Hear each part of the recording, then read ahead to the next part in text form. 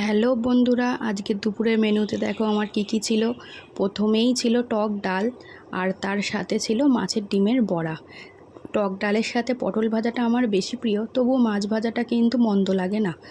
তাই আমি পটল ভাজা ছাড়াও মাছের ডিমের বড়া দিয়ে খেয়ে নিলাম। আর লাস্টে দেখো রেখেছিলাম মাছের ডিমের বড়া শুধু খাওয়ার জন্য। আর তারপরেই ছিল ওলকপির ডাঁটা দিয়ে চিংড়ি মাছ। এটা তো আমার ভীষণ প্রিয়, আর রান্নাটাও হয়েছিল ভীষণ সুন্দর।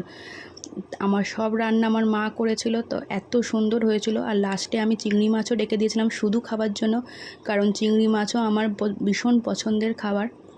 কিন্তু ওই যে ভেবেছিলাম যে সব খাবারটা এই রান্না দিয়েই খেয়ে নেবো, কিন্তু মাছে ভাতে বাঙালি কথাটা তো আছেই। তাই সেই কারণে আমার শেষ পাতে পড়ে গেল সর্ষে বাটা দিয়ে বাটা মাছ। তো এই রান্নাটা অসাধারণ হয়েছিল, তাই আমি ভাত দিয়ে মাখিয়ে খেয়ে নিলাম। কিন্তু বাটা মাছের এত কাটা যে আমি বাটা মাছ বেছে খেতে পারছিলাম না। তা সেই কারণে আমি আস্তে আস্তে করে খেতে থাকলাম। রান্নাটা কিন্তু অসাধারণ হয়েছিল। তো আমি তো ভাত পুরোটাই খেয়ে ফেললাম, কিন্তু মাছ খেয়ে শেষ করতে পারলাম না। তো আমি আস্তে আস্তে মাছ খেতে থাকি, আর একটা লম্বা চওড়া দুপুরে ঘুম দিয়ে নিই। তা তোমরাও আমার চ্যানেলটা সাবস্ক্রাইব আর লাইক করে দাও। টাটা।